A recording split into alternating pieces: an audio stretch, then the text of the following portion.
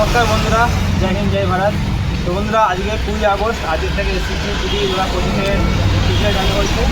তো আমাদের ওয়েস্ট বেঙ্গলে 3টে সেন্টার দিয়েছে: কল্যাণী 5 নম্বর ব্যাটালিয়ন, দুর্গাপুর গ্রুপ সেন্টার, আর রানীনগর এসএসবি ক্যাম্প শিলিগুড়িতে। তো আপাতত আমার কাছে দুটো ক্যাম্পের আপডেট আছে, দুর্গাপুর আর কল্যাণী। আর এই দুটো ক্যাম্পের যে খবর খুবই গুরুত্বপূর্ণ, তোমরা ভিডিওটা স্কিপ করো না, দেখো মনোযোগ দিয়ে, ঠিক আছে। প্রথমে বলি দুর্গাপুরে হচ্ছে 1600 মিটার ট্র্যাক, ঠিক আছে, 3টে রাউন্ড, আর এই 200 মিটার আরও এক্সট্রা এত দৌড়াতে হচ্ছে।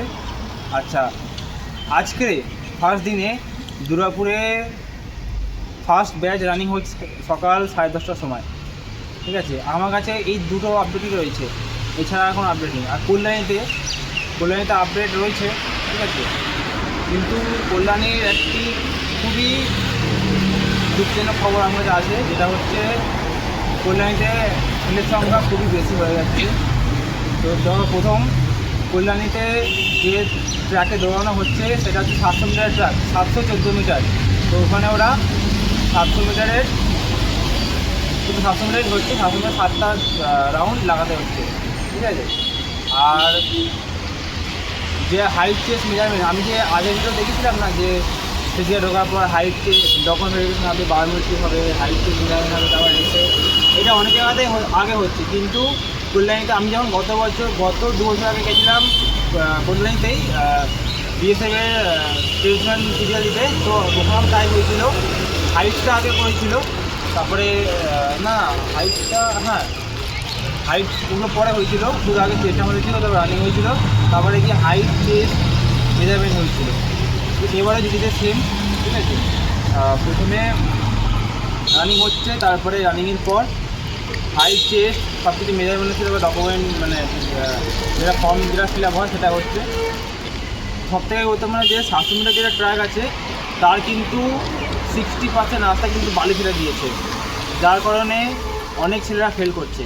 আর বাকি যে 40% রাস্তা, সেটা ওই ইট ফিট বিছানো আছে, আর ওখানে ঘড়ি অ্যালাউ করছে না একদমই, ঠিক আছে।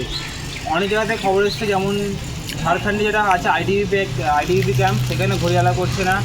রাজস্থানে আছে, রাজস্থানেও ঘড়ি অ্যালাউ করছে না। দুর্গাপুরের খবরটা এখন আমাদের আসেনি, দুর্গাপুরে ঘড়ি অ্যালাউ করছে না। কল্যাণীতে খবর এসছে যে কল্যাণীতে ঘড়ি অ্যালাউ করছে না, 700 মিটারের ট্র্যাক, আর 60% রাস্তায় বালি ফেলে দিয়েছে, 40% রাস্তায় ইট বিছানো।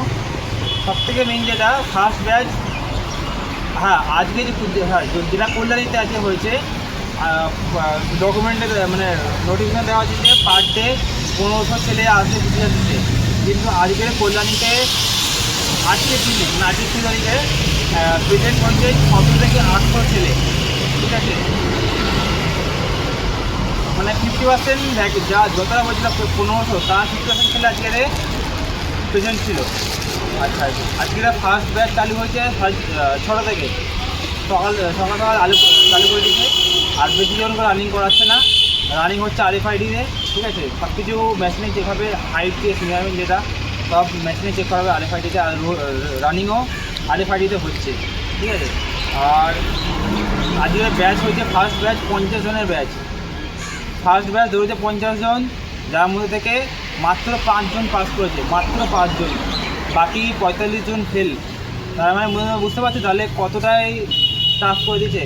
প্রথমত ঘড়ি দিচ্ছে না, দ্বিতীয়ত 60% রাস্তা বালি ফেলে দিচ্ছে, যার কারণে ছেলেদের দৌড়তে খুব অসুবিধা হচ্ছে।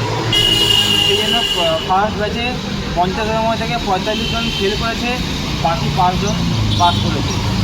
তো আগামীকাল বা আরও কদিন পর 22, 23, 24 যতদিন বিচার চলবে, যারা যাবে কল্যাণীতে তারা খুব সাবধানে দৌড়িও, ঠিক আছে। ভালো করে দৌড়াও, বেস্ট অফ লাক, ঠিক আছে। আমি আগে থেকে ইনফরমেশন দিলাম, বালি কিন্তু ফেলা আছে ট্র্যাকে, ঠিক আছে, দৌড়াতে খুবই অসুবিধা হচ্ছে। তো আমার কাছে এইটুকুনি তথ্য ছিল, তো এইটুকুনি ইনফরমেশান আর আপডেট তোমাদেরকে দিলাম। বাকিটা যখন আপডেট পাবো দিয়ে দেবো। আর দুর্গাপুরে আমার এক বন্ধুর কাছে দুর্গাপুরে যখন আরও আপডেট আসবে তোমাদেরকে বলে দেবো, দিয়ে দেবো আপডেট। ঠিক আছে, আমার কাছে যা ছিল তাই করে দিলাম।